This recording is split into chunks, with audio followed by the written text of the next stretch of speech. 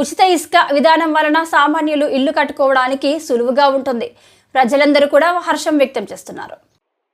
చంద్రబాబు నాయుడు ఒక విజనరీ నాయకులు. ఆంధ్రప్రదేశ్ ముఖ్యమంత్రి వర్యులు నారా చంద్రబాబు నాయుడికి ప్రత్యేక కృతజ్ఞతలు తెలియజేసిన తిరుపతి 18వ వార్డు తెలుగుదేశం పార్టీ అధ్యక్షులు ముండ్లూరు చంద్రశేఖర్ నాయుడు. నన్ను నమ్మి 18వ వార్డు ప్రజలు ఆరణి శ్రీనివాసులు గెలుపు కోసం 1008 ఓట్లు మెజార్టీ ఇచ్చినందుకు 18వ వార్డు ప్రజలకు రుణపడి ఉంటా అని తెలియజేశారు.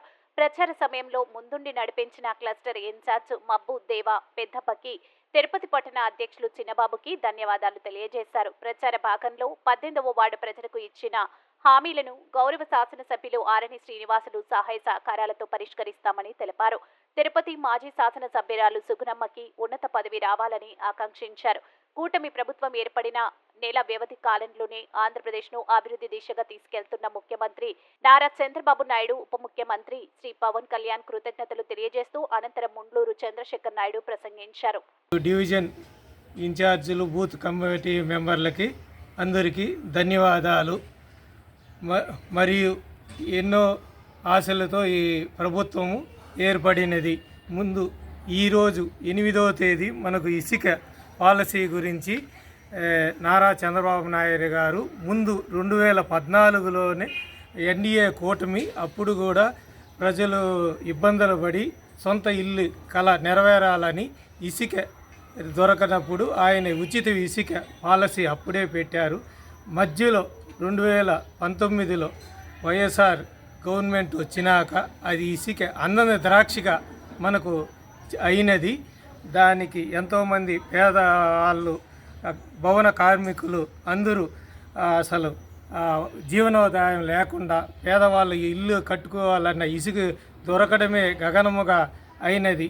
మళ్ళీ ప్రజలు ఈ కష్ట నష్టాలు అన్నీ చూసి మళ్ళా మనని మెజారిటీ జరుగుతున్న ఇచ్చిన మాట ప్రకారం నారా చంద్రబాబు నాయుడు గారు ఇసుక పాలసీని తీసుకొని వచ్చి మళ్ళా ఉచిత విద్య ఇసుక పెట్టి ప్రతి ఇంటిలోని ఇల్లు కట్టుకునే పేదవాడికి, గుడిసెలో ఉండే వాళ్ళకి, పేదవాళ్ళకి కానీ ఇల్లు కట్టుకొని దొరకని వాళ్ళకి ఉచిత ఇసుక వల్ల వాళ్ళు ఎంతో డబ్బులు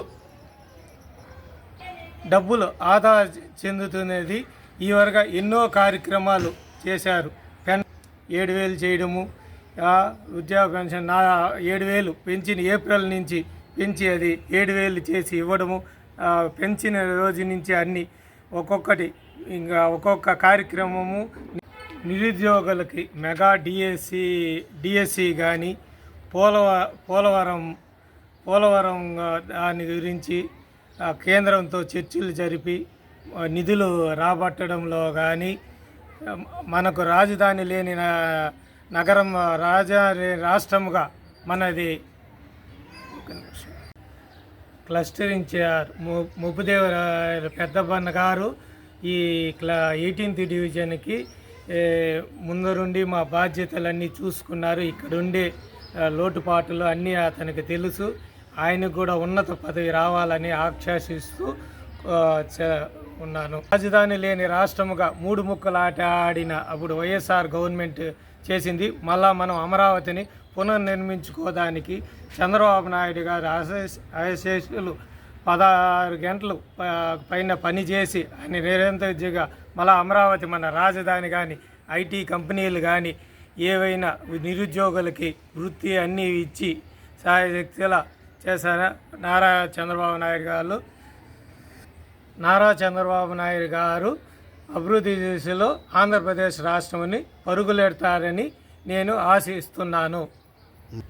తిరుపతి ఎమ్మెల్యే ఆరణి శ్రీనివాస గారు అఖండ మెజార్టీతో గెలిపించిన తిరుపతి ప్రజలకు మరియు సుగుణమ్మ గారికి మంచి ఉన్నత స్థాయి పదవి రావాలని ఎమ్మెల్యే గారికి కోరుకుంటున్నాను. ఇక్కడ సమస్యలు 18వ డివిజన్ సమస్యలు కూడా ఏమన్నా ఉన్నా కూడా మేము ఇచ్చిన హామీలు అవి నెరవేర్చడానికి ఎమ్మెల్యేగా దృష్టికి తీసుకొని వెళ్తాము. జై చంద్రబాబు నాయుడు, జై తెలుగుదేశం, జై ఎన్టీఆర్.